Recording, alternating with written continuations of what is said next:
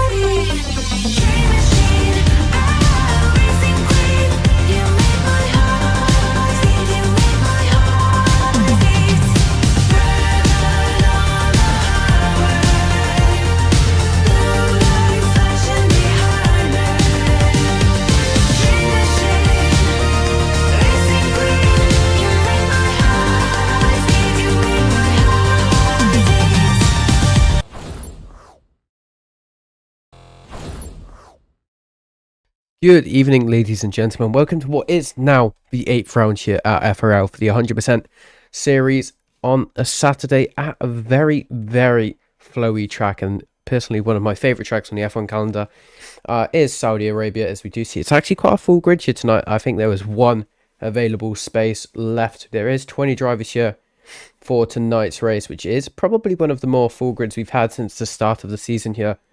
In terms of potential safety cars here, I reckon there might be quite a few safety cars. It's a difficult track in terms of it's a street track, so it's quite narrow.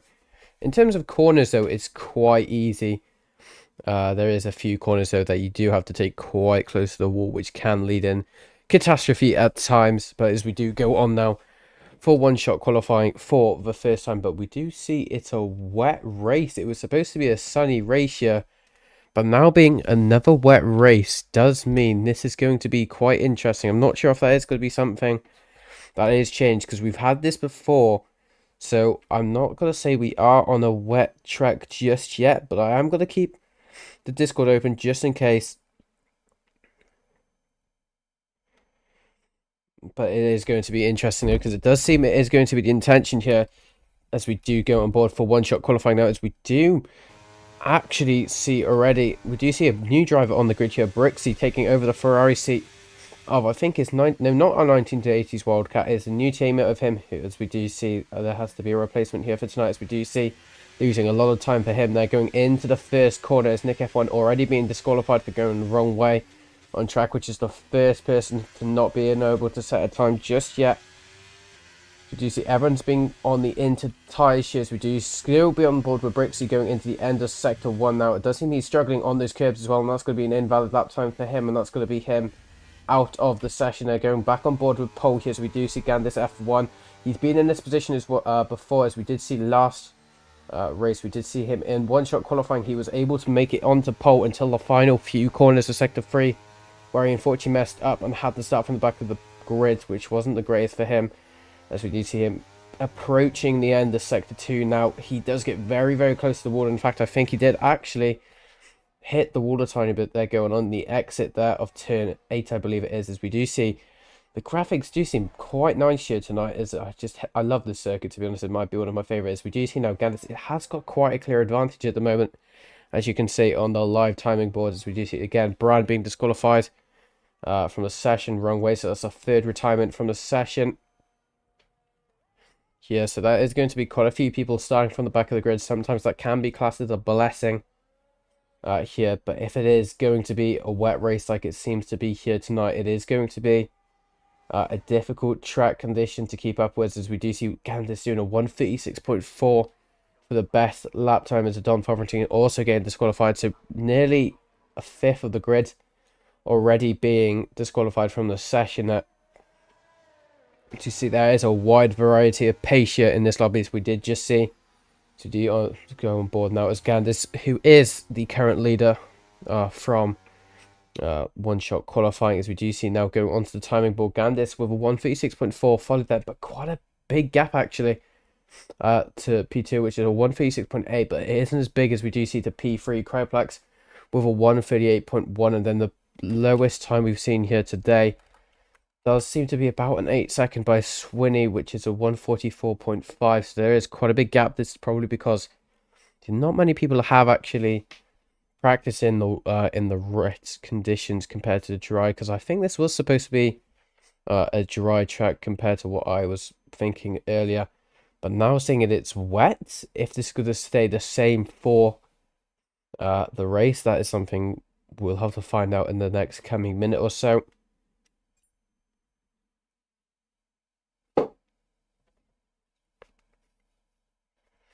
Do you see now going on to the race? It does seem to be dry for what we're saying. So a wet qualifying does make it interesting here. This is where we do see the people who are stronger in the dry conditions starting to make a comeback with the race. If we do see race, if this race does see any sort of wet comeback because of some clouds that could be peeking in throughout, that is something we have to see later on into the race, because we've seen this in quite a few occasions now. Especially round 2 was a standout for me as well. I believe it was Spain, or I think it was Spain, where it was completely sunny, and then all of a sudden about 5 laps later it was just absolutely tipping it down.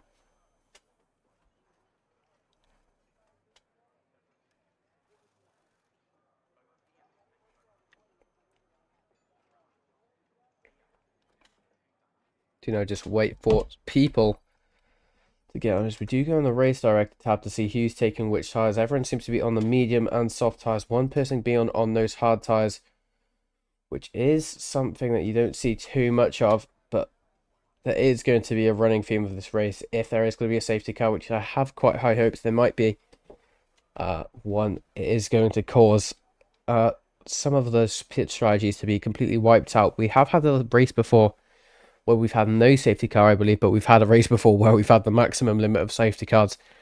So is that going to be the same case as Zandvoort as we saw 2 rounds ago, or is it going to be different as we are now approaching the final quarter of this season, or starting back at the end of February as we are going into mid-April now? We do see this is the final month of the FRO 100% series before going on to the final month, which is May, but it's only, I think, the early stages of May.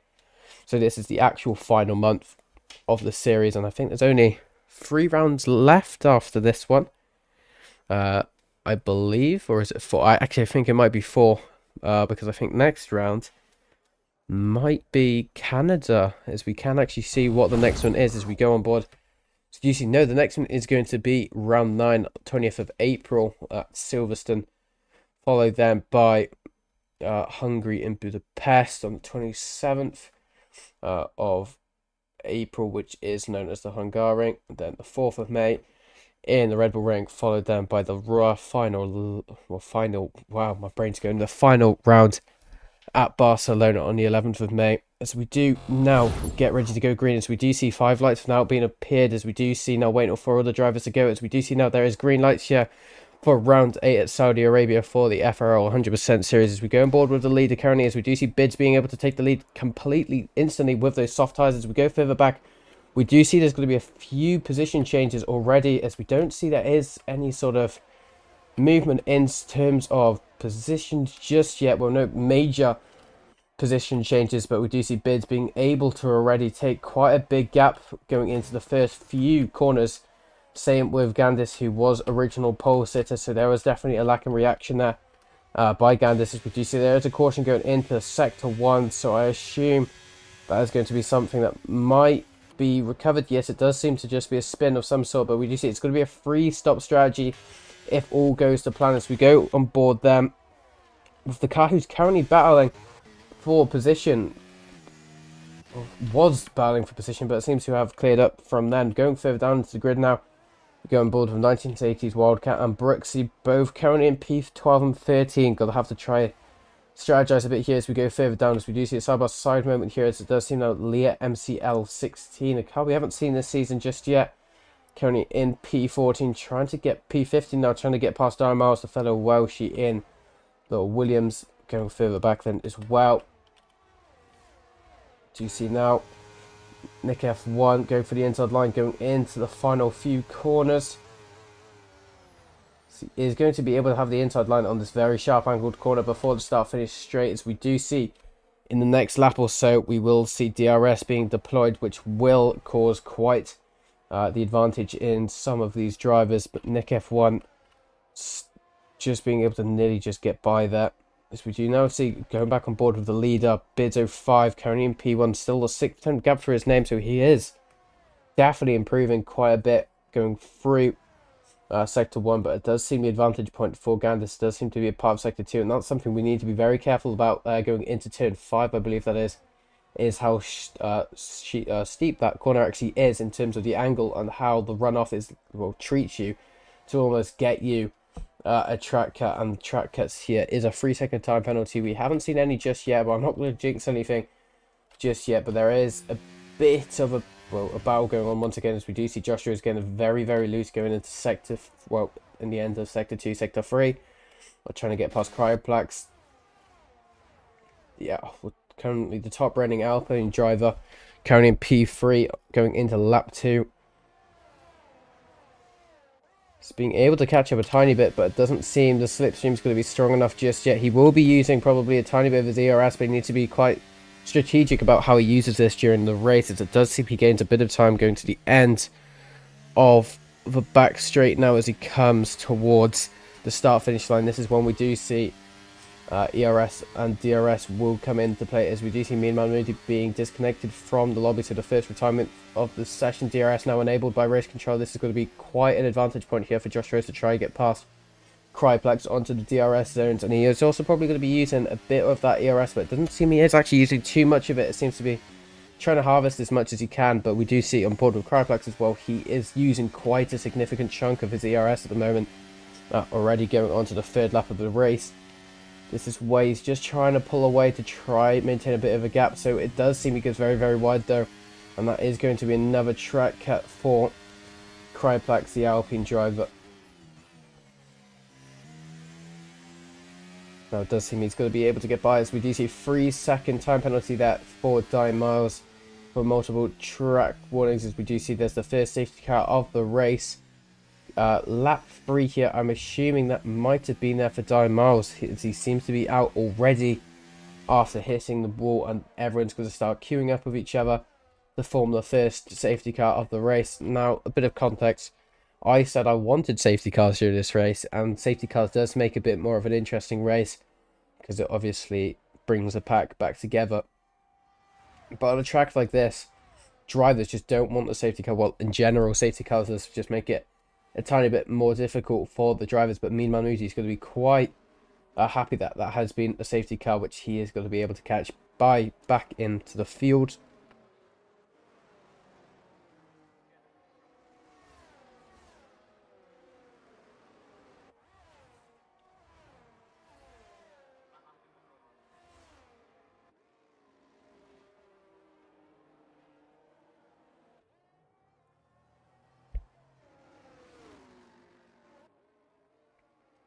Safety car there, as we do already see the top 3 drivers already being able to catch up, so they weren't too far apart from each other there.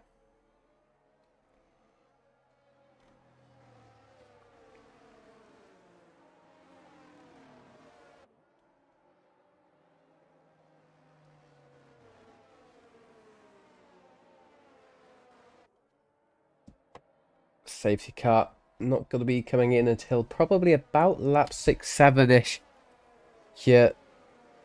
As we do already see there's a few people who have started their first stops. Yes, we do see P18 and P19 both Swinney in the AlphaTauri, and then Mafandro in the Aston Martin. 2 drivers who have already made their first stops. Mafandro going onto those hard tyres there, and then Swinney going on to those medium tyres. As we do see there are already 3 people on those hard tyres right now. So it does seem to be Nick F1 in P12, Don Fotherington in the Red Bull in P15. And then, of course, the driver we're currently spectating is Mafandro, who's just only went into the soft tyres. So the soft tyres, the hard tyres, which is going to affect him quite a few positions as he tries to gain back to the pack in time for the start of the race. Well, not the race restart, but I guess when the grid goes green again. Does seem though he is still quite far back, and he isn't gaining too much time on the field, as it does seem everyone else is being able to catch up with each other now, going back on board with midfield. Everyone does seem to be catching up with each other again, as we do see there is a bit of severe swerving there from what seems to be Rouge Schmiffy in the McLaren, as he does just try to sell himself back. As we do see now the grid is starting to catch up, and we do see Mafandro only has a 4-second gap, as we do see now him in the background. So that does mean pretty much all of the grid have been able to catch up as we go into lap 5 under safety car conditions.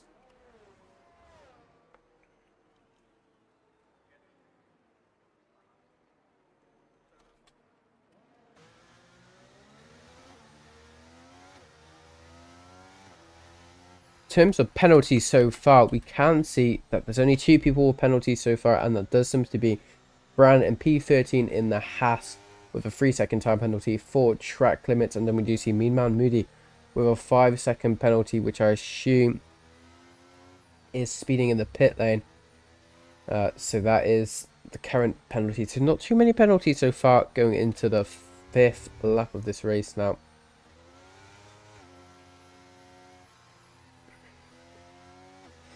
Mean Man Moody now coming into the pit.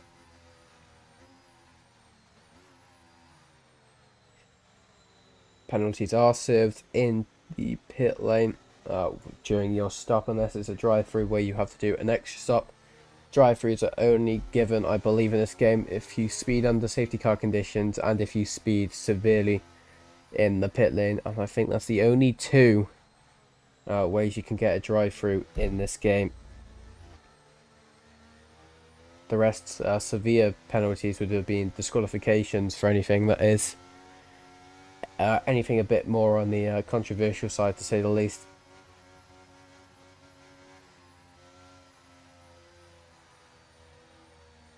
It's been in this position before. He's been... Oh, has he taken off his wing there?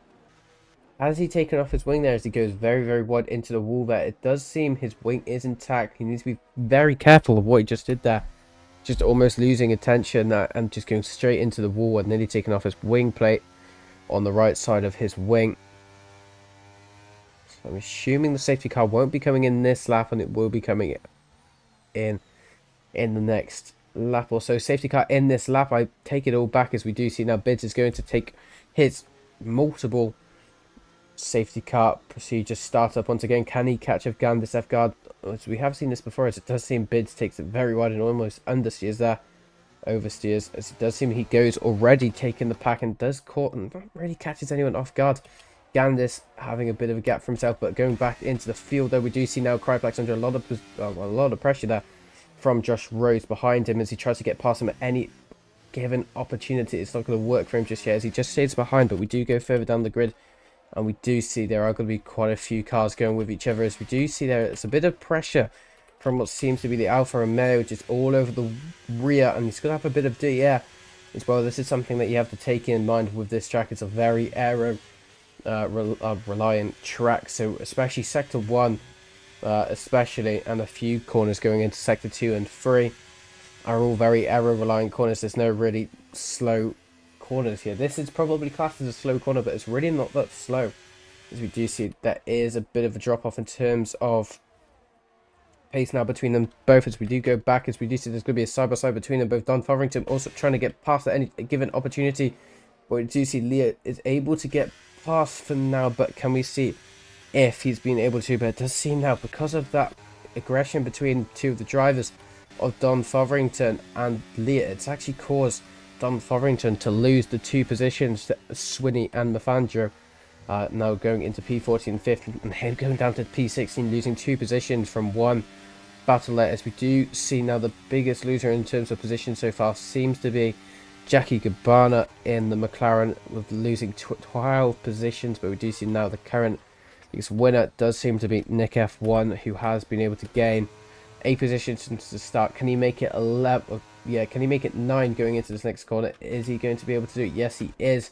He's going to have the inside line going into the first part of the chicane. He has to give the racing room. They are going to make a tiny bit of contact with each other. They manage to save it with each other. Still has the inside line going into the next 2 corners, but now Ferrari can fight back going into the 3rd corner of this segment. He's not going to, though, as he just has to stick behind, as we now see Specky Cabbage, or Nick F1, sorry, going up into P9. Dymore's left session now.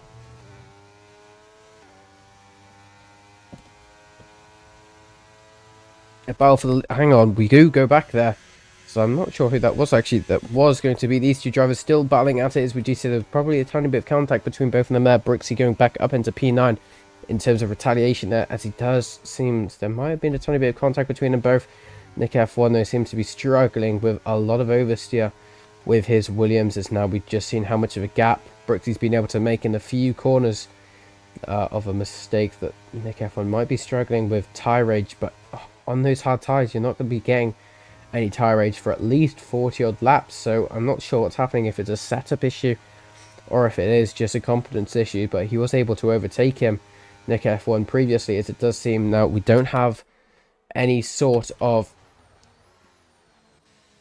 DRS just yet until this lap is completed. As we do see now DRS is enabled, this is going to cause these 3 drivers to go for it.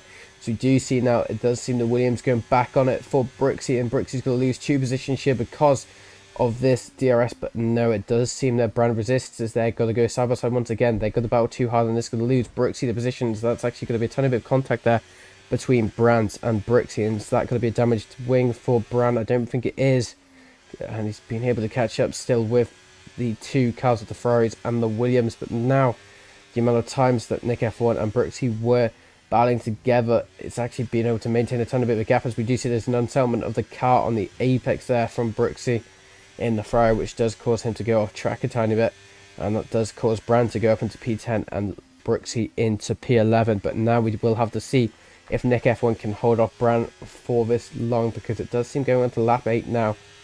He is got quite a bit of a gap there. It's not going to be enough for...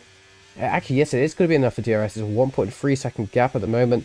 So if he can maintain a gap like this, DRS will not be able to help Bran at all, as DRS is only enabled going on to a second within 2 cars. But going further down in the grid, further up actually, I apologise if you do see it now, the Red Bull of Josh Rhodes putting a bit of pressure there on Cryplex and the Alpines. There is a caution going into sector 3.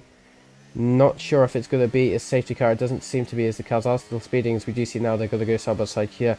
This is going to be what seems to be Josh Rose and Cryplex going side by side going into turn 1. As we do see now, Josh Rose has the big advantage of turn 1 entry. As we do now see, he's been able to get past, but now we do see there's going to be a bit of pressure on Don Forrington. Well, not Don Forrington, Josh Rose, to keep ahead of Cryplex, because now if Cryplex battles too hard, as it does seem to happen, but Josh Rose has been able to get past with, I'm going to say that is going to be pace at the moment, and has been able to create a tiny bit of a gap for himself. So we do now see Rouge Smithy trying to get closer to the back of Cryplex in the current final podium step of bronze. There's a quick and momentary yellow flag going into sector 1, but it does seem to all have been resolved. But that was very, very close there to the wall there for Cryplex. As now we do see from that little mistake that happened, he's probably definitely woken up a tiny bit now, as we do see he has the DRS as well. Very, very rare that you see the DRS going to be able to make any sort of progress for him to get closer to Joshua, as Joshua has been able to make quite a big gap for himself going into it. As we do now see Rouge Smithy getting the DRS and the ERS probably going in for it, but we do actually see that's an unexpected car. That is going to be the Alfa Romeo of Finn being able to get up into P4. That is going to be him now going to battle with Cryplex for positions, and they now go side by side into start finish straight before turn 1. It does seem though there is going to be an advantage point here for Finn going into the first part of it, having the inside line. Is he going to break later? His car nose is still there, so we do see there's going to be a bit of contact between them both. As we do now see Rouge Smithy going back in to P4 to take position, as there's a bit of a mistake there from Finn as he tries to get the inside line, but it did not seem to work there for him, as he does now stay in his original position and lost a bit of time there.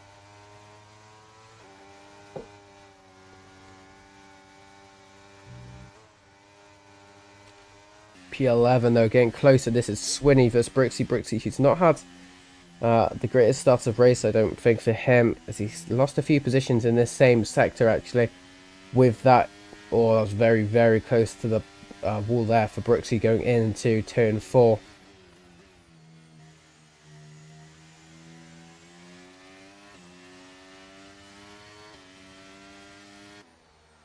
You also see Jackie Gabbana getting closer to Don Farrington for position. There are still quite a gap between them both, but with the DRS and ERS, this could be an assist Jackie Gabbana to be able to get past, but at the moment he does seem to be losing a bit of time there to Don Farrington in the Red Bull. But we do see Jackie Gabbana is still one of the biggest losers in terms of positions lost. I'm not calling him a loser, it's just a term that it is used. He's currently lost 9 positions, as there is a caution going into sector 1.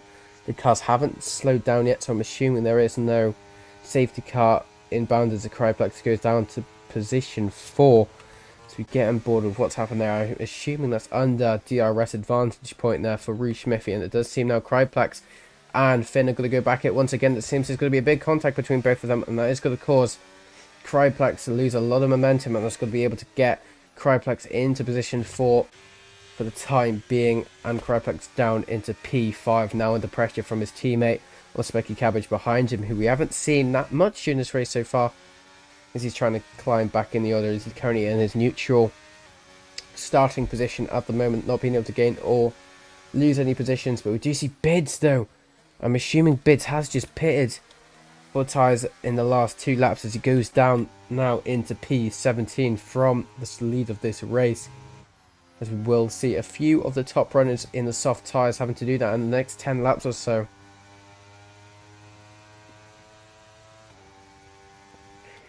Juicy P16. It just seems 1980s Wildcat just almost let Leah in the house get that position. It's now going to be both of them.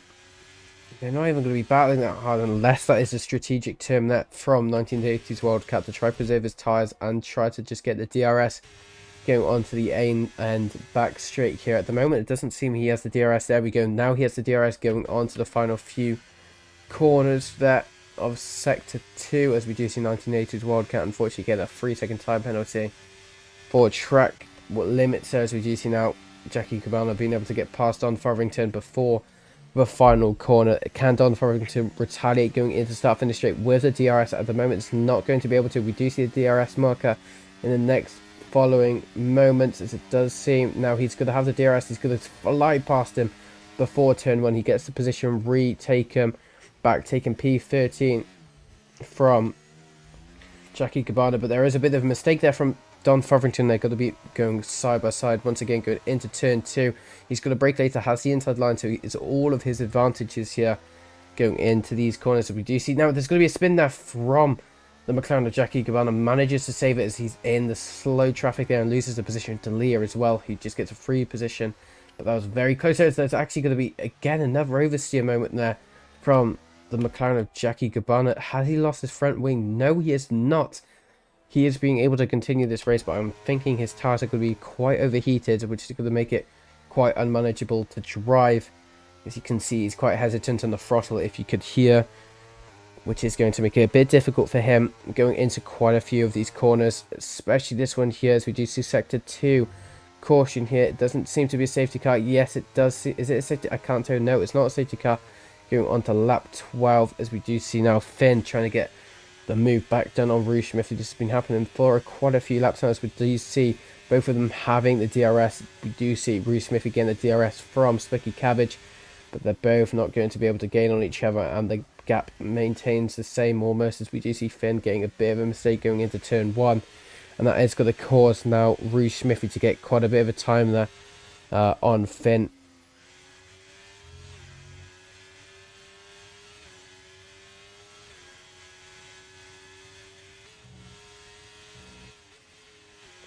What happened there? It just seems Rue Smithy goes very wide. They're going to make contact with each other, and that's going to him going into the wall there. That is not what you want to be seeing there. That is an awful rejoin there from the McLaren. I believe that was a Rue Smithy. That was absolutely awful.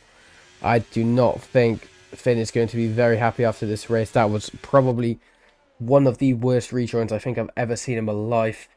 It's no sort of spatial awareness there from Rue Smithy.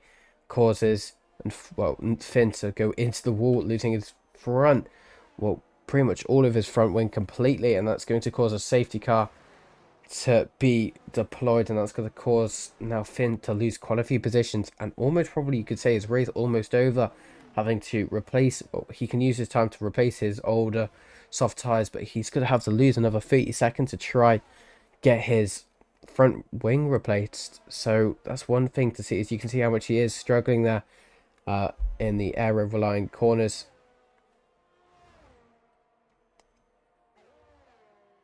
This is where we're going to see quite a few people, I would assume, coming into the pits, especially some of the top runners on those soft tyres.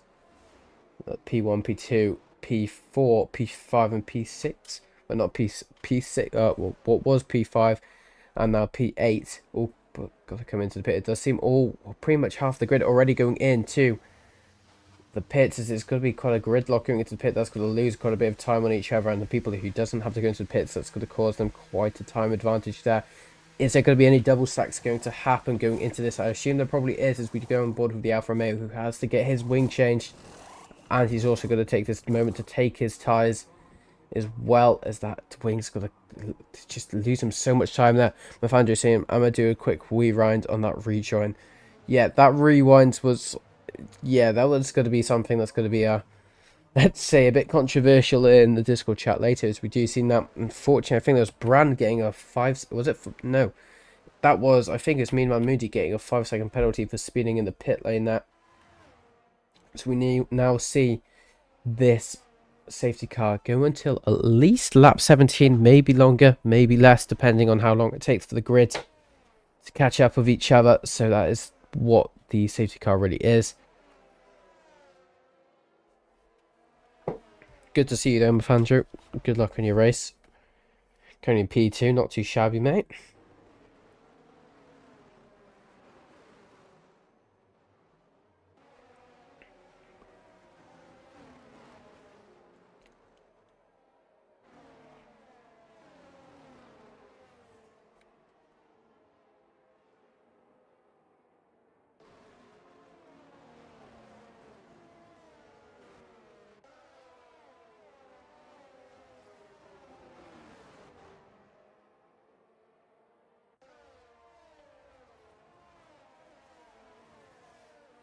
Yeah, that was interesting to say the least. It was caught on comms, so hopefully that makes the view count go up a bit later.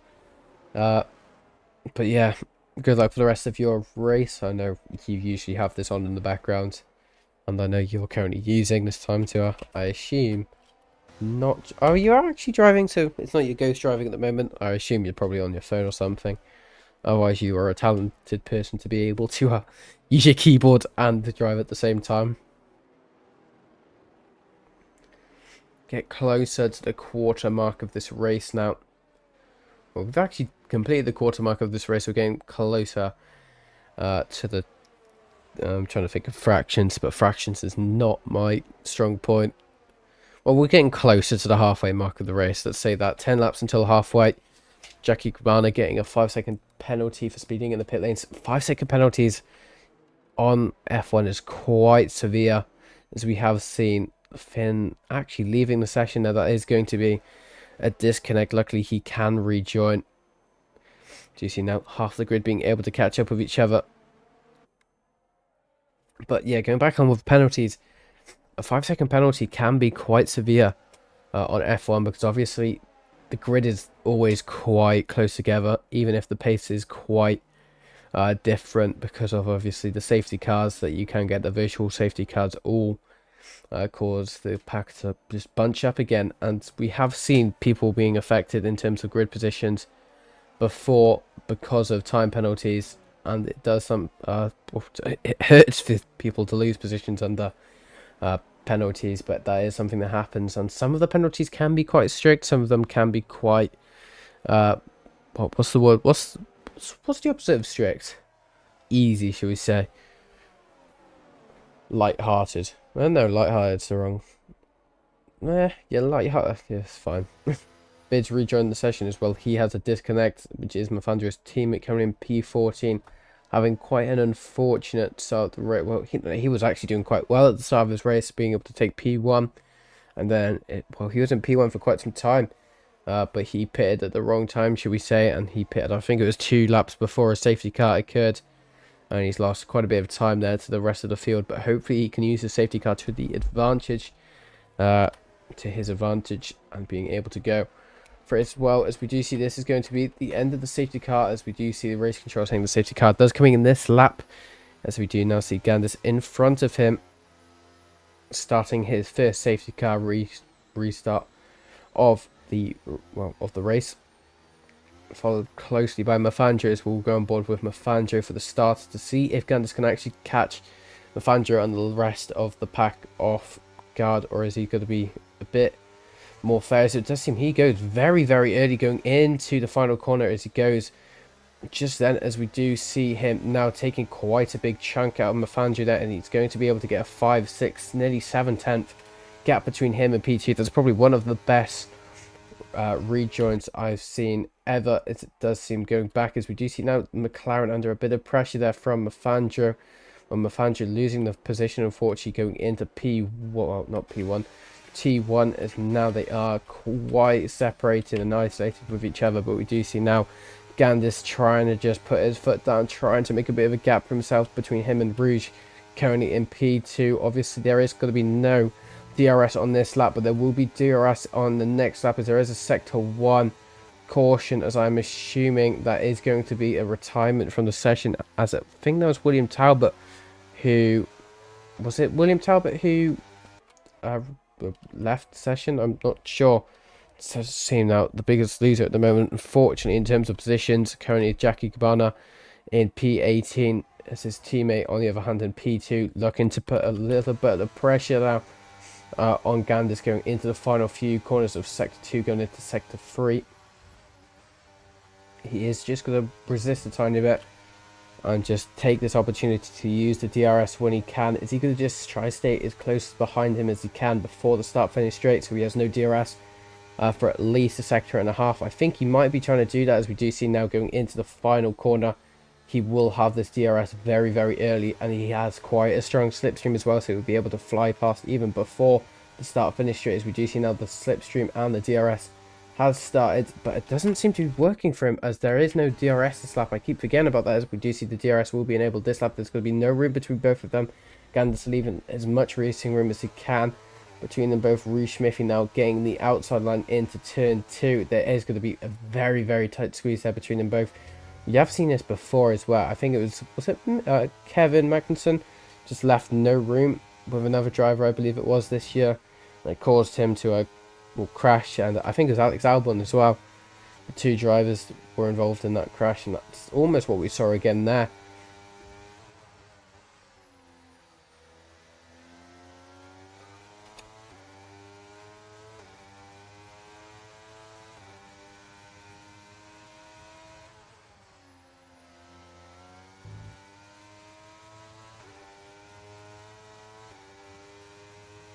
Smithy once again having that slipstream and DRS to try to go this lap.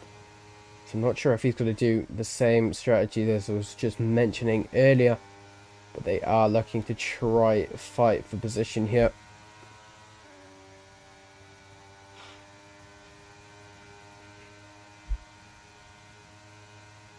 Very, very close going into the final corner now. We will see them pretty much neck on neck with each other, but we do see Gandis getting quite a good exit into the final corner. But this is where we do see Smithy getting the DRS, as we can see how much the DRS is actually helping him now going into the start finish straight. Is he going to go for the move? He does do a bit of a dummy move. It does fall for Gandis a tiny bit, but Gandis stays in his current position, the pole position. We do see Smithy staying in P2. He has to try again.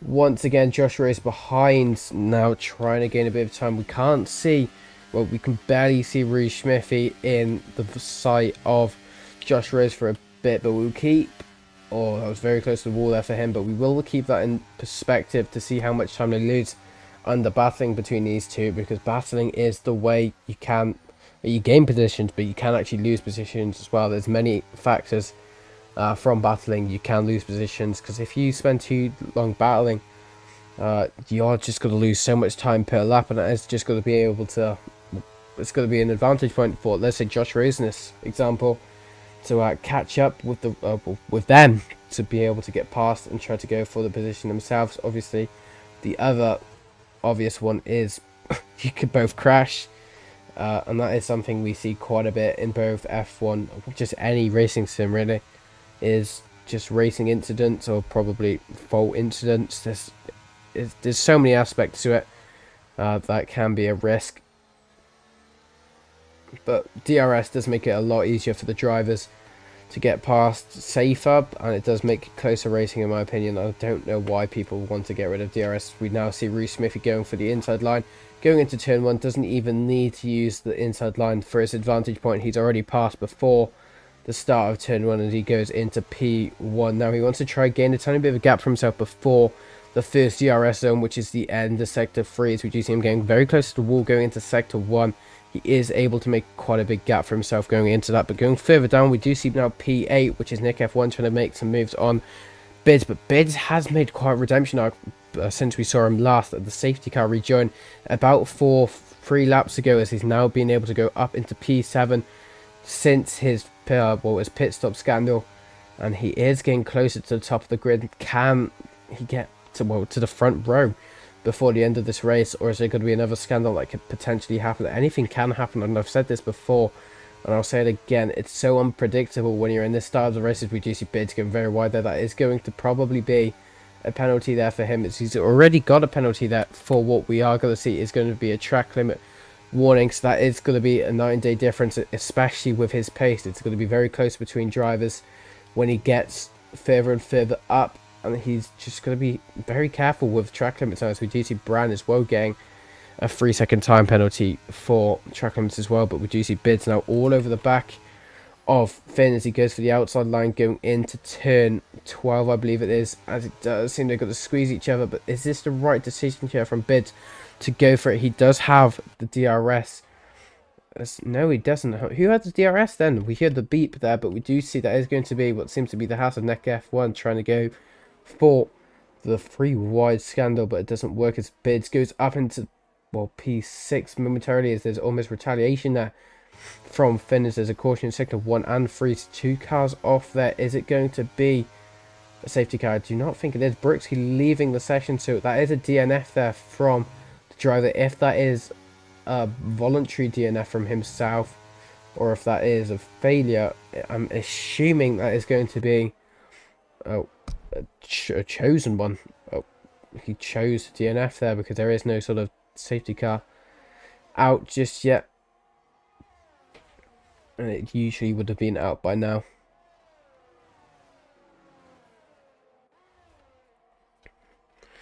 P10, we do see now Crypax feeling very, very close to the rear of Kevin, who we haven't seen that much here in this race at all, actually. Currently sitting in P9 for himself, currently gaining quite a few positions, I believe. No, he's lost 2 positions since the start of this race, which isn't bad, but Nick F1 gaining 10 positions and Brand gaining 12 positions. But we do see Bids currently in P6, P7 now. What's happened at P8? It does seem we lost 2 positions there, gained 2 positions. Is there a bit of a scandal going on here? I'm not sure what was happening there. Just seems the leaderboard messed up a tiny bit, but it's that. No, it seemed to be DRS that got him there, as he does have a bit of risk from behind him. That it's not going to be any sort of major threat just yet as he goes for it. But we do see now there is going to be a position change here. It does seem Leah is being able to get past Swinney for position. Swinney going down into P12. Can he retaliate going into sector 1 and 2 when he's close enough, or are we going to see Leah having a pace? He's actually going to hit the wall a tiny bit there. That is probably going to be a tiny bit of damage to the side pod of his car, and how much time he's lost there just shows you how little mistake you can make and how much time you can lose. So that might be again another track cut warning there for Swinney.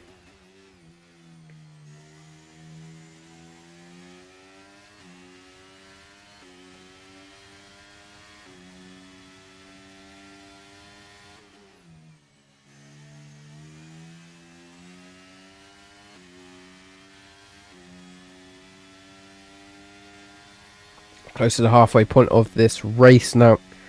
Going further up, we do see Bids trying to get closer to Finn, who have been battling actually for some time, as there was a quite sudden position change earlier on into, well, the 20s, you could say. But he is looking to gain this position back for P6, as it does seem he will have the DRS going on to start finish straight, which will decrease the gap between them both and increase his positions. As it does seem going on to the start finish straight, he is going to try and use as much of the slipstream he can. He gets past very cleanly even before turn 1 now, as we do see they're going to be on the rear of each other there. But we do see now Nick isn't going to be Nick behind him is not going to be able to catch up too much from that, as he was wishing there's a bit more of a battle between them both, as it does seem that Finn is losing quite a bit of time there now to Bids, currently up into P6 and Finn down into P7.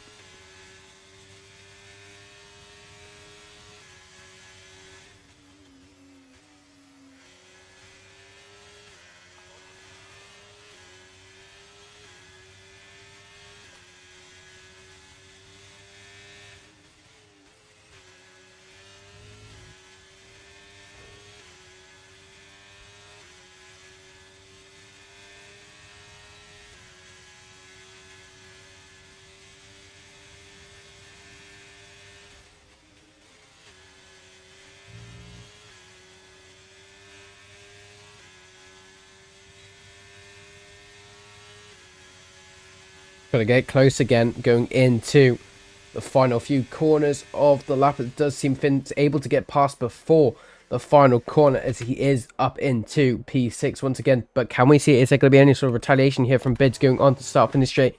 In terms of DRS, he's got to be able to get it, but he takes the outside line going on to start finish line, as he is able to get past quite quickly. for Finn, and this probably will be the pattern of this race. He's going to be able to get past, but Finn's going to get the DRS again, and he's going to be regain that place, and then it's just going to happen once and once again between the both. But going on to the the top podium runners, we do see Rouge Smithy losing the position to Josh Rose in a few laps ago, which has now caused Josh Rose to go up into P2. Gandis under a bit of pressure now. We have seen this before, a Mercedes versus Red Bull. As now Red Bull trying to dominate once again in the F1 season of FRL. Getting closer into Sector 2. He's not going to be able to get close enough just yet. There is still about a 4-10 gap between them going into the final few corners of Sector 2. With the DRS now, you can see is deployed. He is going to be able to gain quite a bit of time, as you can see how noticeable it actually is going into the final few corners there. Going on to the back straight now. He's going to have the DRS once again, but we also do see Rouge Smithy as well getting the DRS as well. So it is both of the drivers being able to have each other with it. But we now see it could be a position change in the next few corners, as we do see now Gandis under a lot of pressure here from Josh Rhodes for position, as we can see him taking the inside line going into the start finish straight, as we do see there's a position change and the lead change here. There's going to be a bit of contact between both of them, as we do see Rouge Smithy out of nowhere breaks later and takes the leads of this race. And now we do see Gandis back in P2 and Josh Rhodes back in his original position. There's going to be a tiny bit of contact between both of them, but they stay in the same places. But we do see Rouge Smithy with that late dive bomb is able to go and put into P1 now, and he is going to stay with it. 1980s Wildcat getting a 3-second time penalty here, but we do see now Rouge, Gandis and Josh all are quite clean here when it comes to penalties at the moment, which is going to mean going further into this race it's going to be easier for them, because it does seem now P4 does have that penalty. Bran having the 3-second time penalty, which is going to decrease his chance of getting onto the podium steps compared to these three. The gaps have opened up quite significantly between them both, but going on to P8, Nick F1 having that slipstream could be quite intimidating here for Finn, currently in P8 in the Alfa Romeo, but at the moment it doesn't seem to be working, as it does seem Finn has that as well. As it does seem these three drivers have been battling at it for quite some time. This loop, as I was mentioning earlier, is starting to happen once again, as we do see Finn now getting very, very close to Bids, and now Bids is able to get, well, he maintains the position for now.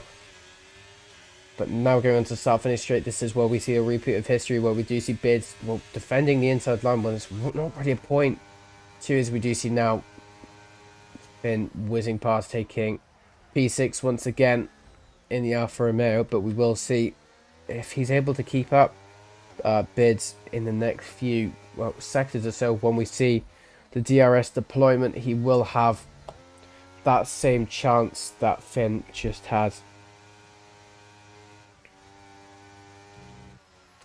Going down into P10 though, we do see Kevin getting very, very close to cryplex. Cryplex having quite an up and down race so far. He was up into P2, originally going down into P9 with pit stop schedules, I assume, trying to gain back to his positions. But we do see now Kevin trying to either resist or retaliate onto Cryoplex, or just trying to get this position done once and for all for P9. In terms of tyre life between them both, they are completely equal. They're on the same compound of tyre, and they're on the same age tyre as well. As we do see now the DRS is going to significantly decrease the gap between them both, and now we're going to increase the pressure for Cryoplex to keep this position.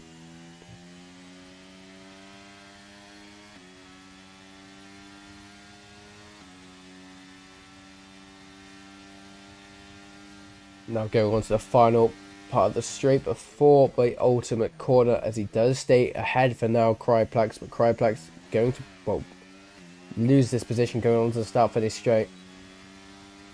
DRS deployed, you can just see how much time he gains going into it, as we do see now Kevin going up into P9. He's able to make quite a bit of a gap for himself. Can he just maintain that gap and try to increase the gap? Otherwise we're going to see the same thing that Bids and Finn are having. We do see Bids is able to get back past Finn in the final few quarters.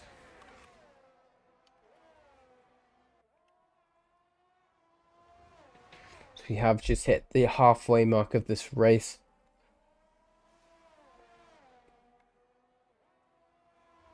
I'd probably say around 45 minutes left of this race to go. It might be more, it might be less. I can't really tell you. But going on board with Josh Rose, who's trying to get back on these positions, we have seen quite a rough battle here between these three, as you have to be quite aggressive to actually keep up with each other and try to get these moves done. But we do see Reece Smith, he's been able to maintain a gap between him and Gandis in the Mercedes in P2, but we do see behind him as well Josh Rose starting to fall off a tiny bit to try and, well, maintain his position of P3, as we do see Brand behind him. But we do see there's actually going to be a position change here once again, so we do see Gandis getting the DRS going into it. There is now another retirement, 1980s Wildcats getting the, well, the retirement. I'm not sure if that's going to be, I think that is, well, voluntary retirement. So we do now see, once again, Reece Smith getting the inside line going to turn 1 with the DRS. As we do see this could be a retaliation here from Gandis going into the last part of the chicane. That's going to be able to keep his position for now. It's going to be side by side. There could be 3 wide here as well. As we do see Josh Rhodes trying to get involved with this as well as Bran. So this could be a 4-way position here for the lead of this race going onto lap 27.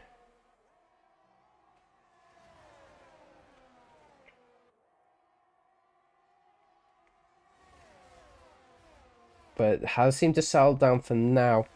But they just need to be very careful what they do here. In terms of ERS, we do see Gandis still has quite a lot of his ERS, still nearly 3/4 of it, compared to Reece Smith at the moment, who only has 38% of his ERS left. And then Josh Rose, who is using a tiny bit going on the exit, as we could see the overtake symbol being present then, as we do see him with 49% left, Brand with 65%, and then we do see Specky Cabbage, who's trying to keep up with these top run drivers with 30%. So there are quite a few in this top running who have quite a low DRS amount. As we do see there's going to be a position change once again between these two, as we do see now Reece Smith trying to get the outside line for this position change once again. But we're going to see a repeat of history where we do see the DRS and the ERS is going to be used present. I'm not sure if using that much ERS is a great idea, but we do see now Reece Smith is able to take the position away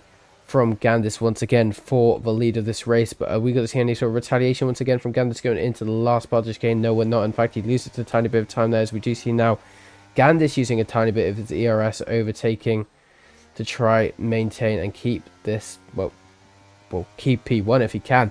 But it does seem that Reece Smith has been able to make quite a bit of a gap for himself going into Sector 1 now, which is going to make it a bit interesting between these two. But we do see now Cryplax currently in P10, trying to get back it from Kevin in retaliation, trying to get P9 back from him. At the moment, it doesn't seem he's able to get too close, but with the DRS and DRS, he might be able to, going into the back straight here where the DRS is enabled, which is right after these corners here. As we do see the DRS will be enabled, but he has lost quite a bit of time there going into those few corners, and in fact he isn't going to be able to gain enough time going into the first part of the back straight.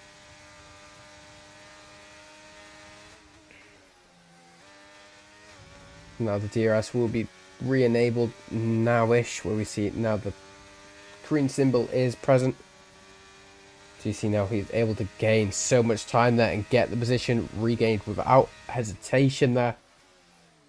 Cryplax going back into P9, and then we do see Kevin down into P10, but we do see now Kevin's going to have the advantage to the DRS going on to start-finish straight. So we are just going to see Kevin to get this position back and has the inside line, so there's nothing to worry about here for Kevin to keep this P9 going into turn 1 there, as it does seem he doesn't have that much ERS left there, Kevin, with about 24%, as we do see there's actually going to be retaliation once again from Cryplax there, all of that for nothing.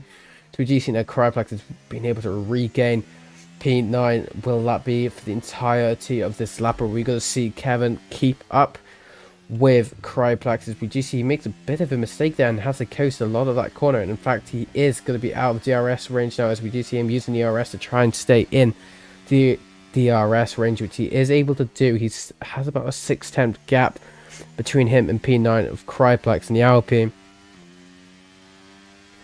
Jackie Cabana going down to P15, starting to pit for new tyres, it seems, or has he lost a bit of his wing? I'm not too sure as we go on board with him now.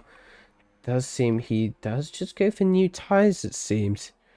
I'm not sure if he's going for soft tyres or if he's going for another sort of tyres, but I'm assuming he might be going for those soft compound tyres coats. Technically, the soft tyres can last to the end of the race, but he didn't actually change his tyres there, as it does seem there's still a two lap age into those medium tyres. So I'm assuming it must have been something to do with his front wing. It must have been tapping the wall ever so slightly, as we do see Reece Smithy going into the pits as well. So we do now see there's going to be another change in the lead, and this is going to be where if this undercut's going to work for Reece, well, that wasn't Reece Smithy who went to the pits. I'm not sure who went into the pits then. But we do see Reece Smithy losing the position to Gandis once again. These two have been battling at it, as we do see Bids starting to creep up in the orders as well. He was the original pole sitter for quite a while of this race. Currently in P5, trying to gain between all of these. So he is in the standings again, and we can actually see him. Well, we can actually see the P1 and P2 in viewing distance just up the road between them both. 20 laps to go with this race.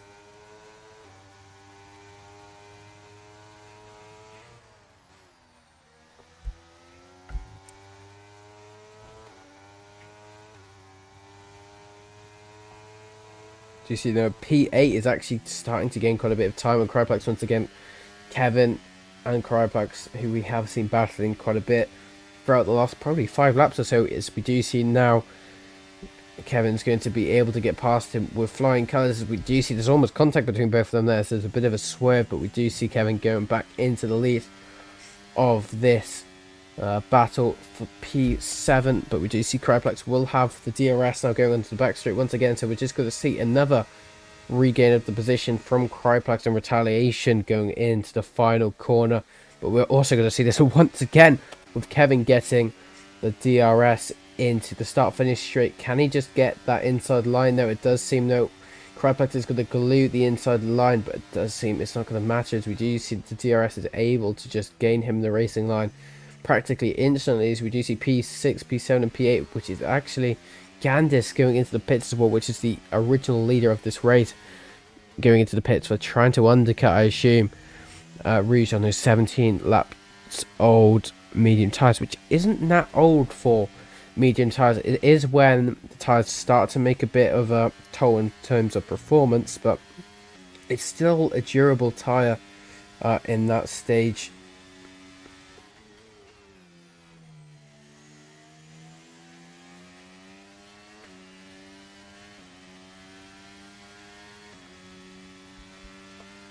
Lap 31 now, we do see P12 of Nick F1 going side by side with Swinney for position, but he has the inside line going into the final corner, which is going to be able to Nick F1 to go up into P11. But we do see now as well, we will see, and that was in the final corner, that was actually the 4th corner.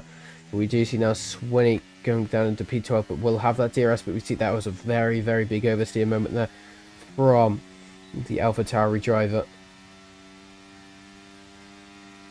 Doesn't have too much of his ERS left. Just hoping for a safety car for some of these drivers to try regain and harvest their, well, ERS, as we do see P11 and P12 making a bit of a battle and a bit of entertainment for us here, as we do see now Don Fotherington going down into P11. We do see Nick F1 going into P10 in the points now, which is going to actually cause him to lose his position probably again. Actually, he has created quite a bit of a gap for himself going into the start finish straight, which isn't going to enable Don Fotherington and his DRS assist to gain him the position back, as we now see there is going to be another driver going into the pit. So they have all just gained a position in the final few, well, seconds you could have said. There is actually a change in the lead once again. Finn going up into the lead for this race again, as we do see Reece Smithy going for the optional route there, as that is going to be another track cut for him, and he's going to be very, very careful of this now before getting the penalties, as he is all over the rear of him now. Having the DRS as well is going to help him going into now the next DRS section, which is in the next 100 meters, as he has the DRS. Is he going to take it, or is he going to coast before the start finish straight? He is going to take it, it seems, and he isn't going to be using any ERS structure now going into the ultimate corner. But we do now see Finn's going to have the DRS as well, but it does seem Rouge has, well, a bit more ERS. But we do see now Finn is actually going to go into the pits to change his medium tyres, but we will see Rouge stay out for the time being. As we do see current penalties, the penalties have started creeping up in popularity, as we do see Gandis getting a 5-second penalty, which is going to be major for him there. In net P1, you could have said, with a 5-second penalty as he goes up into P5 there. Then Bran with a 3-second with track cuts. Spick and Cabbage with 3-second for track cuts. Then the Aston Martin driver of Bids, who just have done their, well, I think that's a second pit stop. We can check it right now. His third pit stop with a 3-second penalty for track cuts. And then we do see Leah getting a 5-second penalty for speeding in the pit lane. And then to round it all off, we do see Mean Man Moody getting a 3-second penalty for track cuts as well. So that is going to be the current penalty situation for now.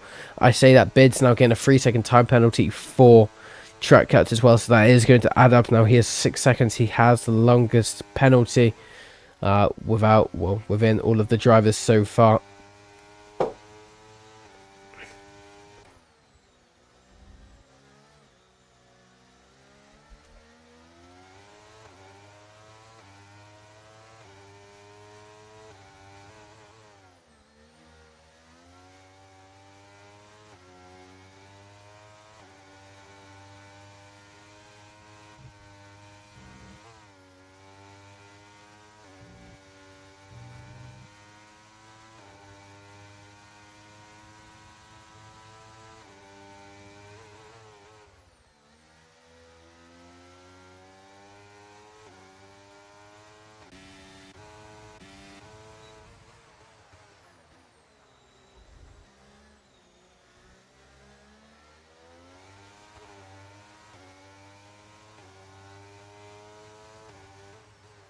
We do just see a position change once again, as we do see Gandis goes up into P4 after him pitting previously.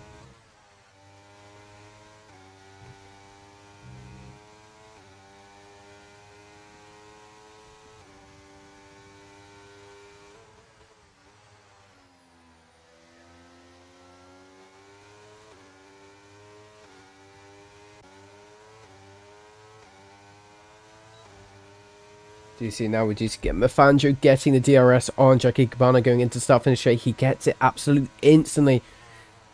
The position practically for free with that DRS system, and he goes up into P14, and now a 4-10 gap between him and Jackie Cabana in the McLaren in P15.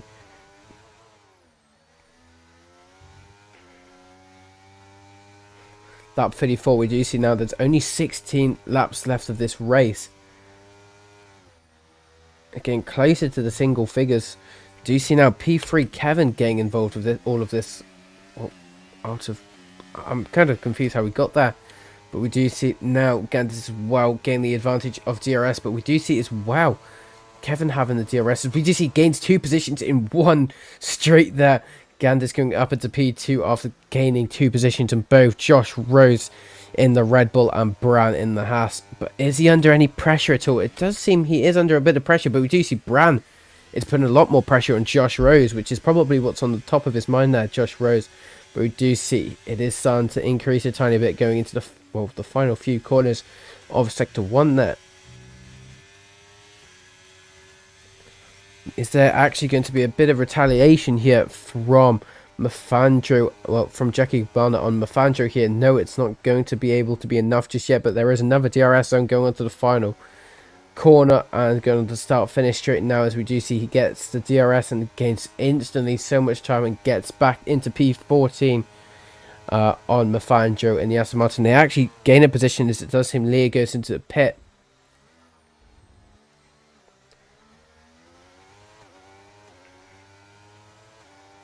Yeah, we've got to see now Jackie Cabana is going to struggle quite a bit more compared to Mafandro, because he has only 10% ERS left compared to what, well, currently Mafanjo has 52, so there is the range of about, actually no, it's on 654 for 5%, so there's a 55% range difference between them two, so there is quite a significant difference between them both. As we do see now, there's going to be the DRS here, bids going down into P9, Finn going up into P8, but then we do see some goes into the pit, which makes it P7 there.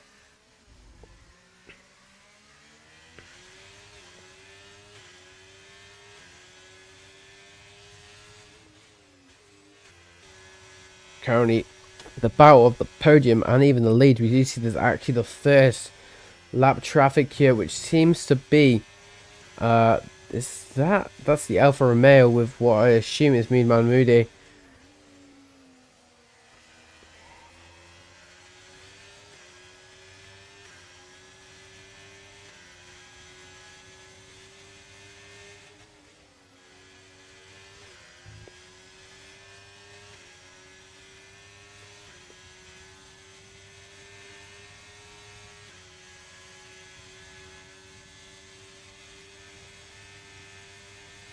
Gets the DRS as well, but we do see Specky Cabbage as well putting a tiny bit of pressure down on Nick F1 in the Williams, who is also in front, well, behind the lap traffic of Mead Mahmoudi in the Alpha. But with the ghosting, it's not going to make much of an issue to get past.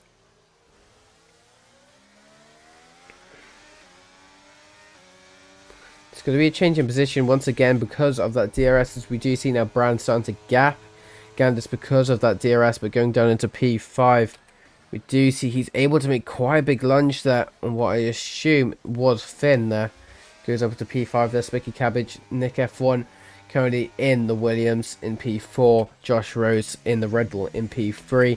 Taking the silver step at the moment, Gandis in the Mercedes, and then taking the gold is Bran in the Haas. That is our current provisional top 5 positions.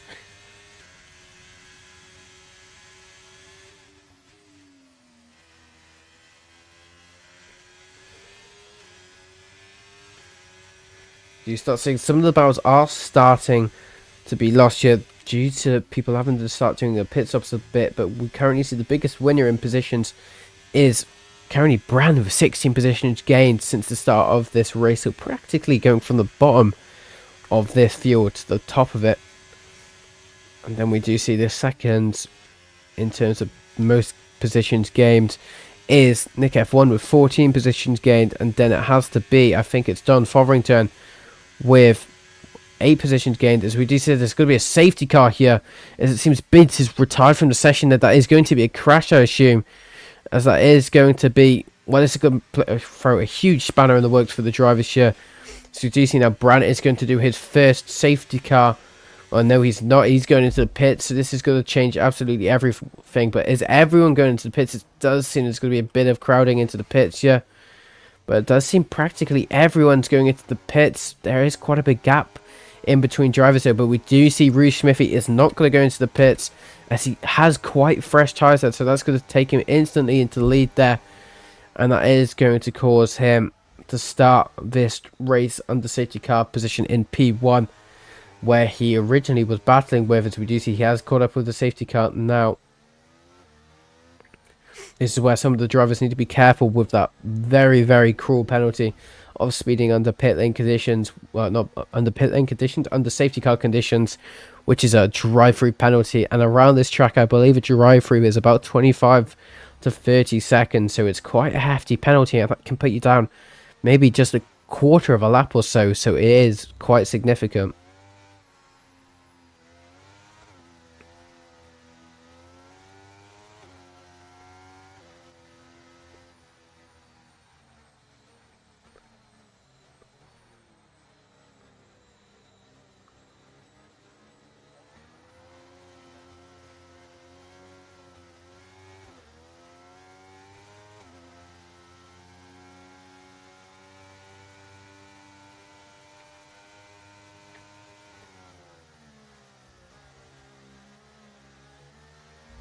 Is it Vitasi?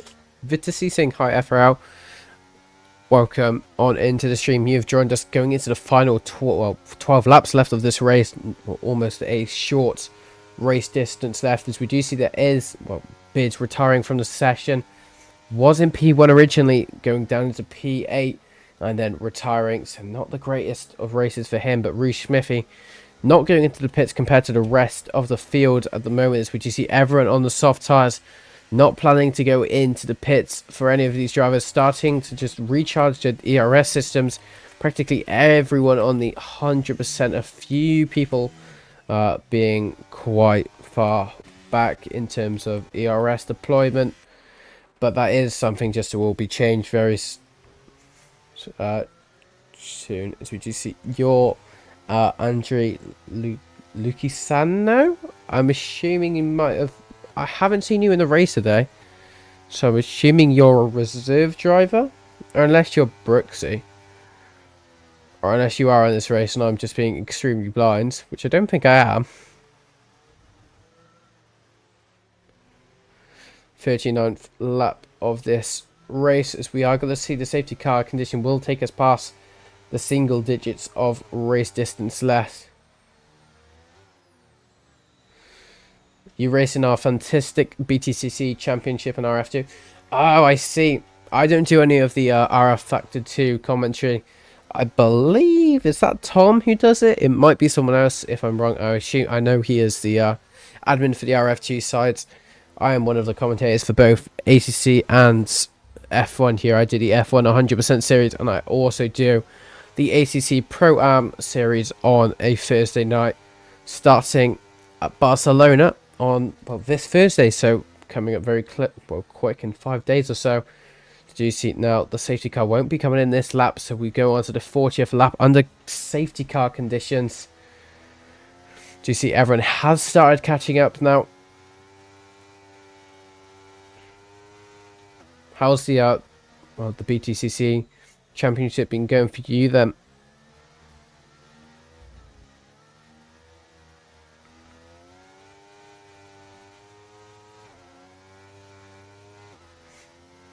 Okay. Has it been quite a challenging field? I haven't been able to watch any of the BGCC stuff recently. I'd like to get involved with that stuff, but it interferes with my commentary schedule. But that is probably something, when I get a bit of free time, I will be racing in. But the only racing I actually do at FRL at the moment is the 2.4 hour series with the F1 admin Jamie.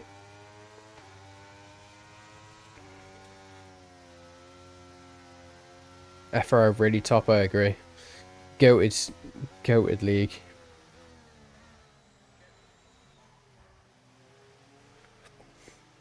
Do you now see everyone has actually increased all of their ERS systems up until the 100%, a few people being close to the 100%, so it is pretty close between them both. I assume this might be the final lap under safety car condition. Brand currently, who was net P1. But this is where we're going to see, actually no, everyone is on, quite young tyre ages now.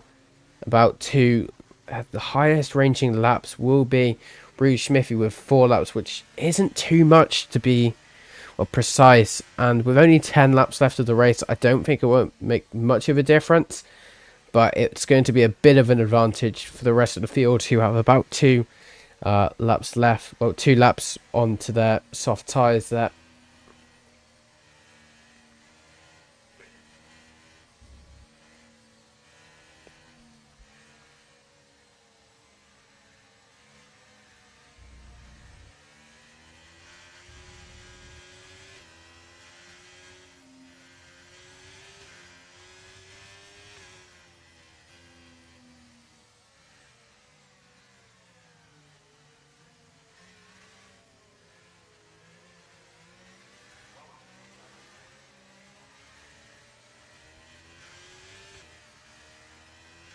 You see now we're still under safety car conditions. I assume it will come in this lap.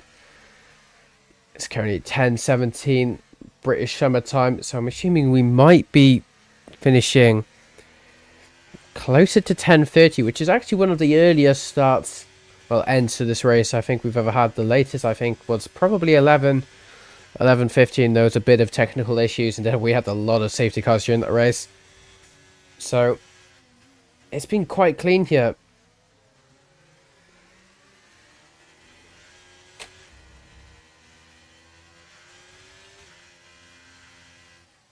Race control saying safety car is in this lap, so I was correct. We will have 9 laps of racing left. The sprint race till the end. Reece Smithy being able to go from any time from now. He has to try catch the rest of the field off guard to try create a bit of a gap for himself. DRS will not be enabled on the first lap of this race after we complete the first lap, so going on to the 42nd lap, DRS will be re-enabled, and that's where we will see most of the position scandals starting to happen. Reece Smithy not going just yet, trying to catch Brand off as much time as he possibly can. He hasn't gone just yet. He's going very close to the line here. It does seem that Brand does go as Brand and Rouge does go now, as we do see there's a bit of a gap created between them both. It's Rouge being able to have about a 2.5 second, or 2.5 second, a 2.5 tenth gap going into the first corner. It isn't going to be enough just yet for Brand to be able to re-overtake. Going further down, we do see there is no position scandals just yet. There is going to be going into sector 1 though. A bit of a scandal that did happen. It's going to be a side-by-side to Jackie Barnett taking P11 from Liam MCL 16 there. He is all over the back of him. That Leah just trying to get past him at any point possible. Going into the final few corners of sector 1. Now he will have the slipstream, but no DRS just yet.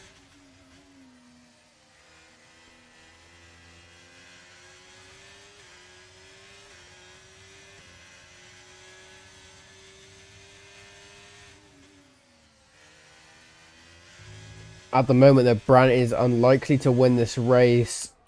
Provisionally, he will. Well, he's got a bit of a chance of winning the race, but at the moment, in terms of he's been able to get by without DRS there, he's all over the back of him there. Reece Smithy going into the final few corners of the lap, as he's now going to go side by side going into the final corner. But we do see the sharp angled corner of turn 12. It's going to cause Brand to already will just regain the position of P1.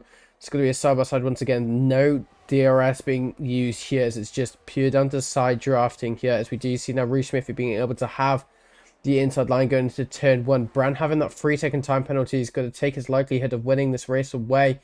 But we do see there's going to be side by side once again between them both, as we could see an actual 3 wide here going into this corner, but we don't see it happening.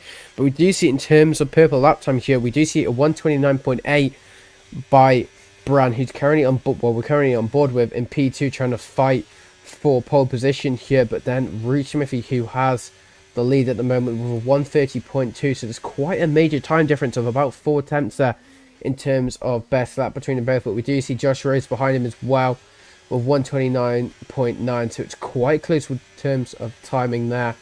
Only 2 drivers to be in the 29th in terms of best lap time so far.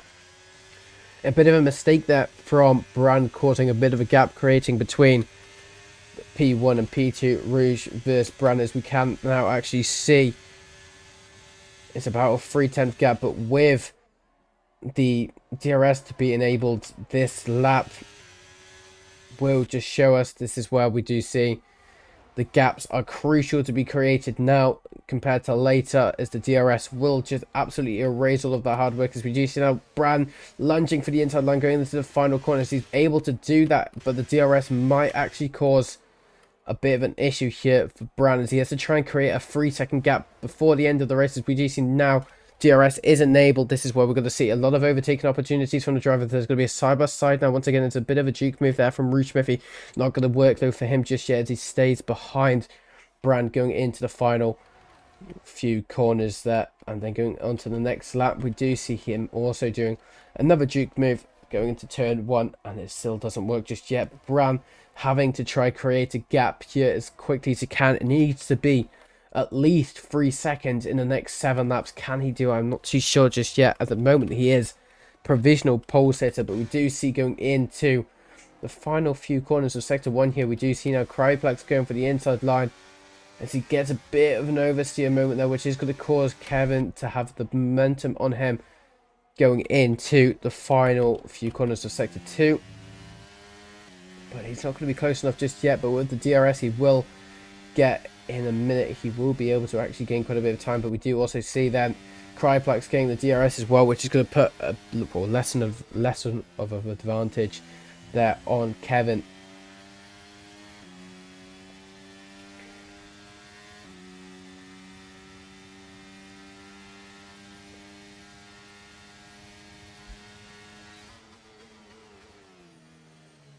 You see Brandon with the DRS is able to re-overtake, but we do see now Rouge getting the DRS going on to the start finish straight. It's going to cause him to go side by side into turn 1, which is going to cause him to get it done. And it does seem Josh Rose trying to make the move there on him as well. This is great for Rouge Smithy to try and break the DRS between the both.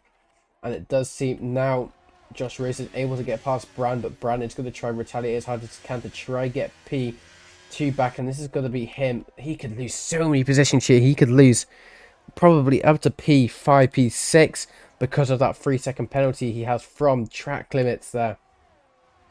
Do you see? I think that was Specky Cabbage or Cryplex going a bit wide into turn 4.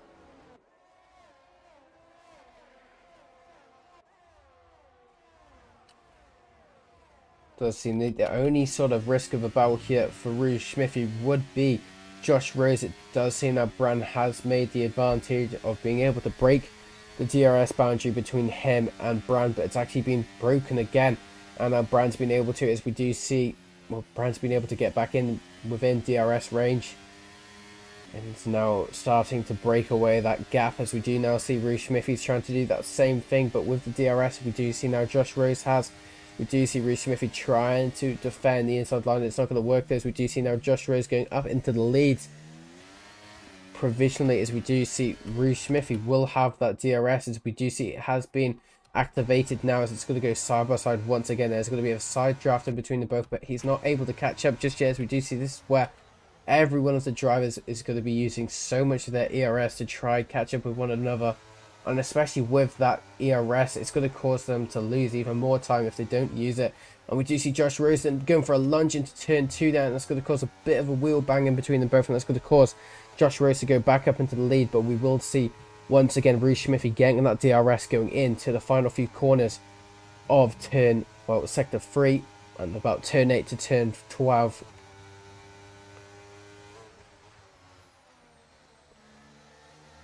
Five laps left to go.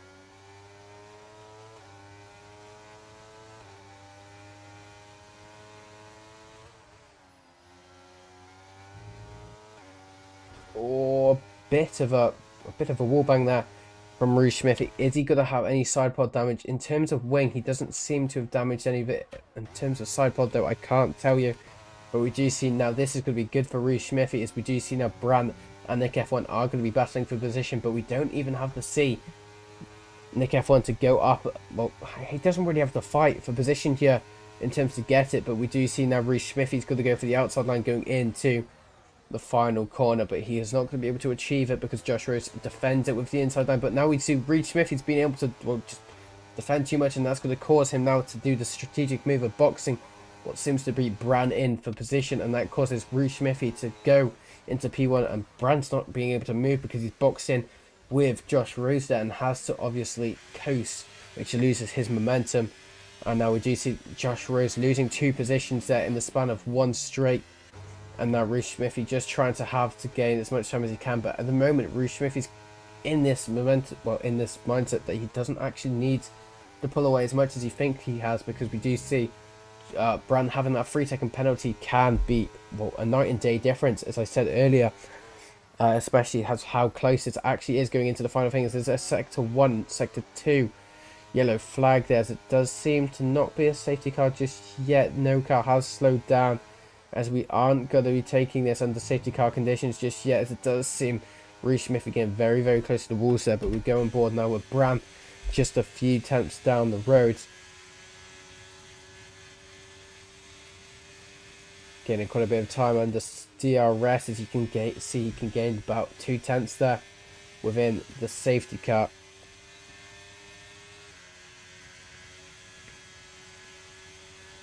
sector 3 caution could change everything if it is going to be a safety car, but we do see there's a bit of a juke there from Brand, but it's not going to work just yet. Rouge Smith, he doesn't have to let him by, but he can if he wants to, but he can't risk creating a 3-second gap between them both. You see now the DRS is going to be enabled, and we do see Brand being able to fly past on the outside line, as we do see a tiny bit of a squeezing between them both to try and just put Brand off a tiny bit. We do see Brand regain to lead there, going on to the final few laps of this race. It's a bit of an oversteer moment there. Rouge Smithy going into the final few corners of the first segment of sector 1.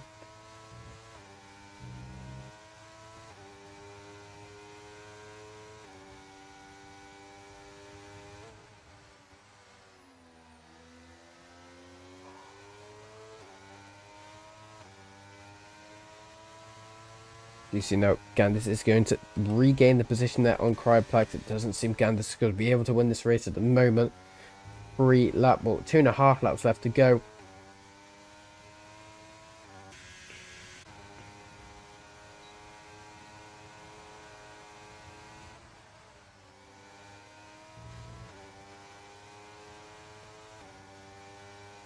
Rouge Smithy now having the DRS once again, going on to the final straight of lap 47, but he doesn't take it. He's going to play the strategic once again and take the DRS on another occasion. Is he going to just tuck himself behind Brand now until the final offering? Is he going to do that? It doesn't seem he is. He's going to try and take the position once again back, as he does go up into P1 with Brand, but we do see now Josh Rose trying to battle with them both as well, which isn't going to work just yet. So we do see Nick F1 also trying to get involved with this as well. I didn't realize how many people were actually involved with this. So you could just see that one little battle that was happening between Rouge Smithy and Brand just caused the 5 cars to catch up with them. That just shows you how close they actually are within each other. Don Fotherington getting a 3-second time penalty for track warnings as well.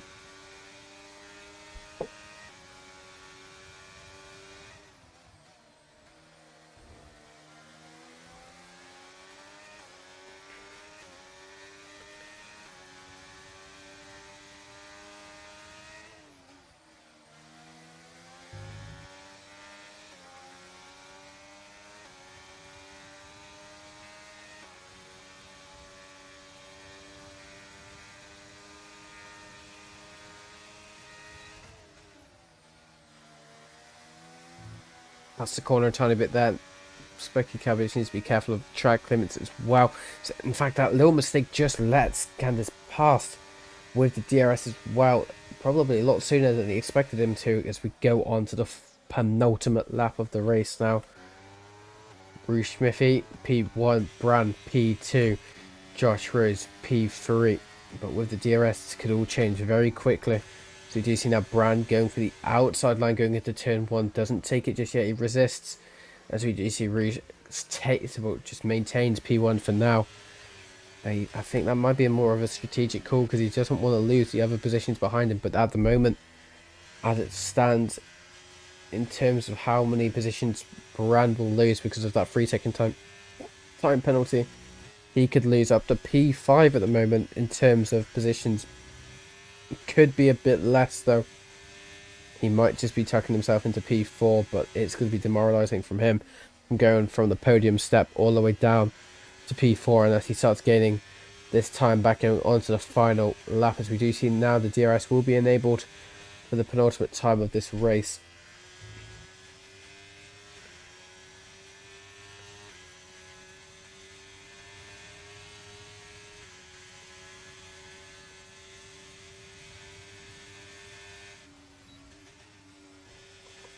Do you see now it's not going to be close enough just yet. He has got to have the DRS again, going on to the final straight of lap 49, as he will glue himself to the inside line there. Rouge Smithy, but it's not going to work. Brand taking the lead once again.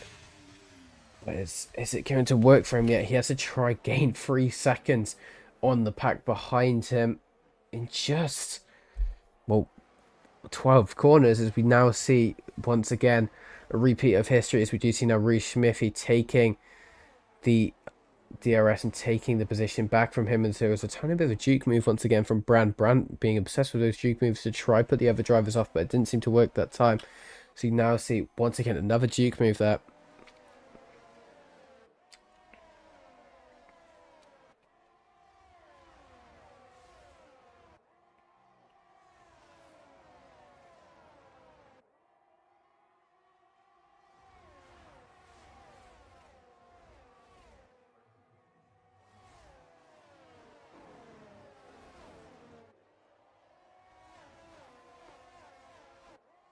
Final few corners now. Reece Smithy still has the lead, but we do have to realize that this could change very quickly. Even though we have one lap left because of that DRS, we could actually see P2 and 3 get past him with those 3 DRS sections that we have left going into one now.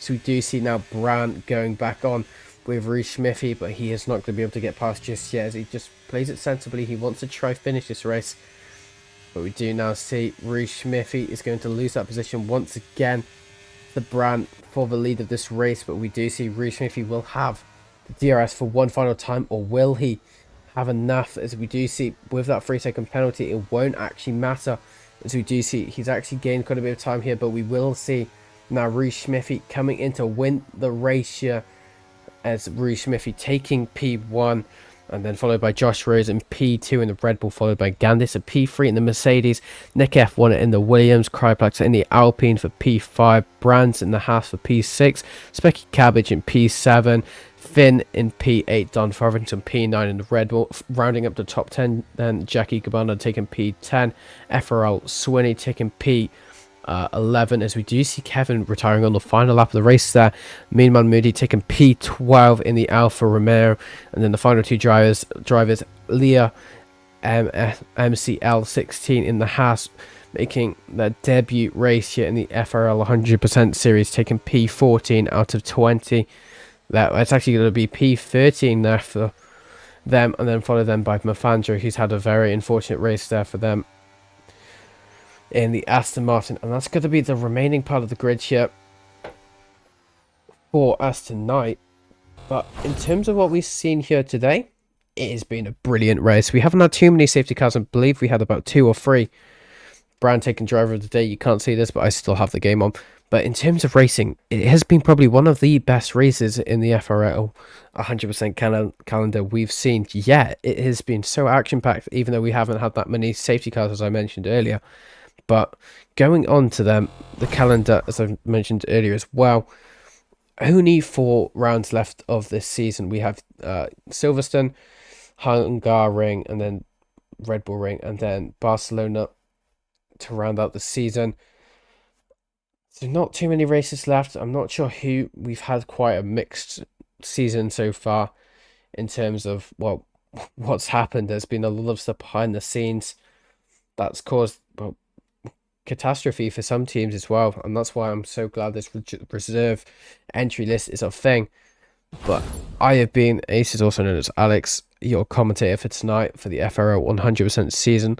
You could join me next if you wanted to. I'll be commentating and broadcasting on Thursday for the Pro-Am series, for the GT3 on ACC for FRL on Thursday at Barcelona. If not, I'll be back on the FRL 100% channel for Silverstone for round 9 at, well, I believe it's going to be on the 20th of April. But for now, I'll say goodbye. I'll see you whenever.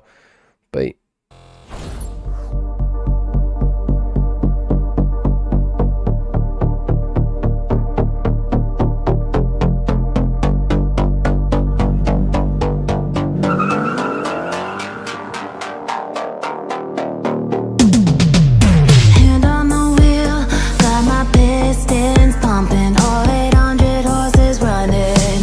Oh, maybe 125 in the middle of the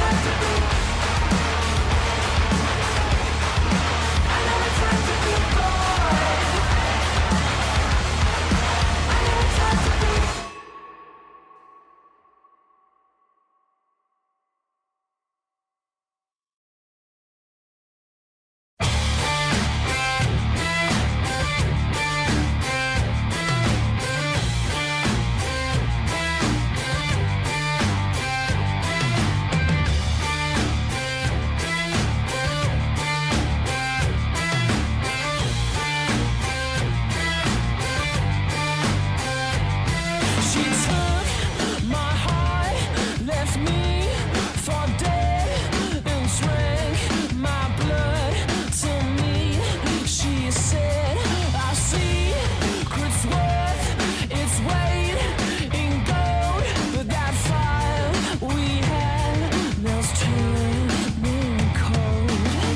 Cut loose like an animal, fired out like a cannonball, but I waited too long. Yeah, I waited too long. Got high from a holy vein, crashed down in a hurricane. Love has been here and gone. Love has been here and gone. Where did you go? Where did you run? I can't erase what you've done. Let's burn the past, forget the truth. I still loving him, I'm still loving you.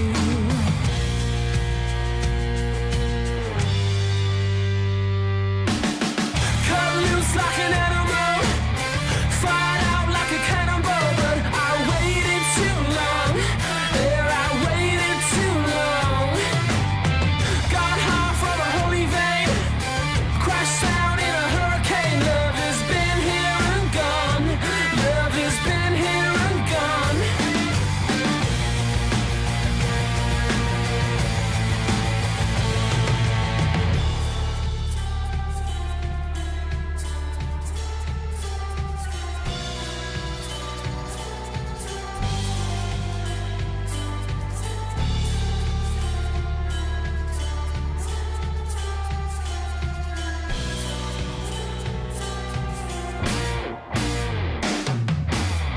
Cut loose like an animal, fired out like a cannonball, but I waited too long.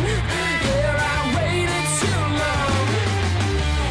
Got high from a holy vein, crashed down in a hurricane. Love has been here and gone. Love has been here and gone. But I waited too long for you only. Love has been here and gone to die slowly, going under again. So don't follow me.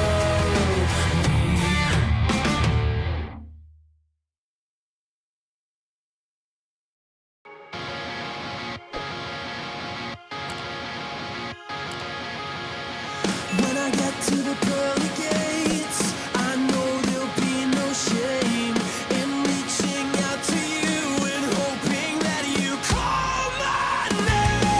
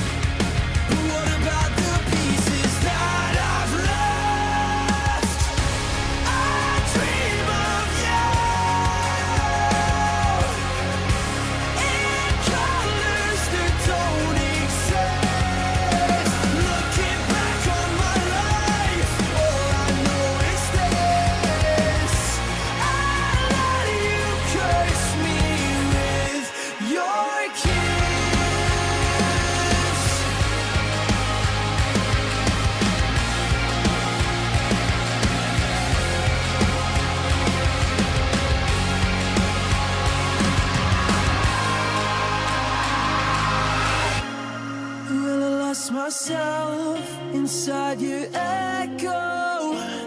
And now I live my life with nothing left to let go. And now there's nowhere left for me to turn back. I know that, I know I lost myself inside your echo. And now I live my life with nothing left to let go. And there's nowhere left for me to turn back. I know that.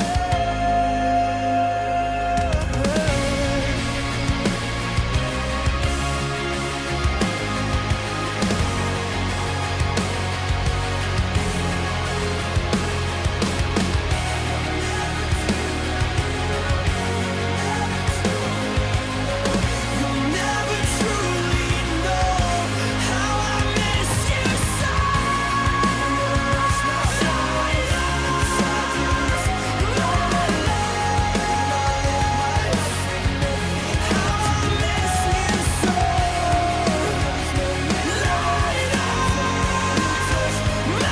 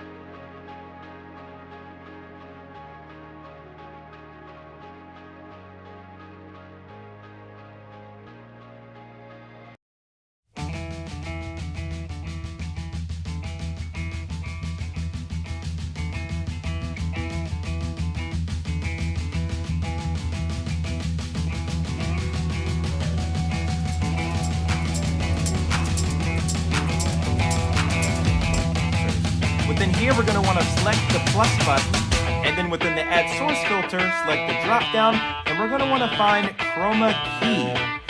Done. And now we can just mess around with the filter, and then just select done, and then just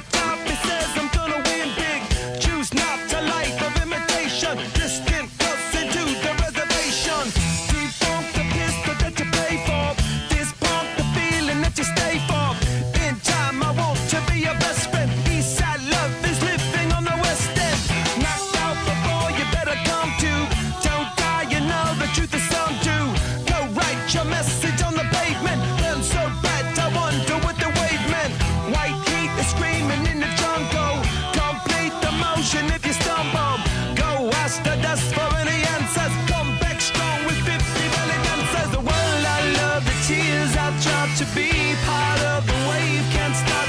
Ever wonder if it's all for you? The world I love, the trains I hop to be part of the wave. Can't stop. Come and tell me when it's time to. Sweetheart is bleeding in the snow cone. So smart, she's leading me to ozone. Music, the great communicator. Used two sticks to make it in the nature. I'll fit you into penetration. The gender of a generation. The birth of every other nation. Look your way, the gold of meditation. This chapter's gonna be a close one. Smoke rings, I know you're gonna blow one. All on a spaceship persevering. Use my hands for everything but steering. Can't stop the spirits when they need you. Mob tops to have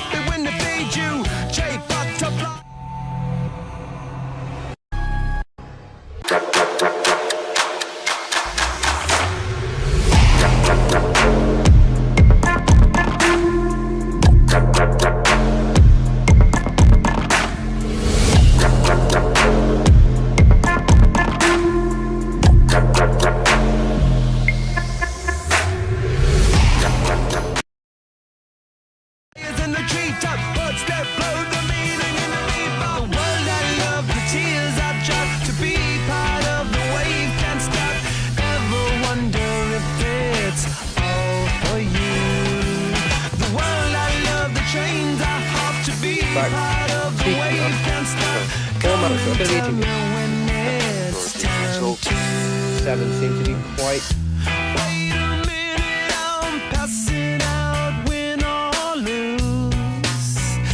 Like you, far more shocking than anything I ever knew. How about you? 10 more reasons why I need somebody new, just like you. Far more shocking than anything I ever knew. Right on cue.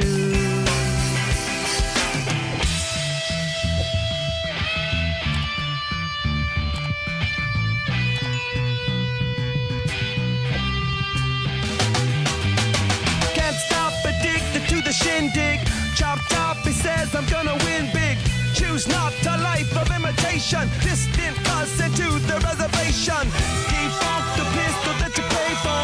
Just pump the feeling that you stay for. In time I want to be your best friend. East side love is living on the west end. Knocked off before you better come to. Don't die, you know the truth is some do. Go write your message on the pavement. Burn so bright, I wonder what the wave meant. Kickstart the golden generate hub. Sweet talk but don't intimidate hub. Can't stop the gods from engineering. Feel no need for any interfering. Your image in the dictionary. This life is more than ordinary. Can I get you maybe even 3 of these? Coming from a space to teach you of the Pleiades. Can't stop the spirits when they need you. This life is more than just a read through.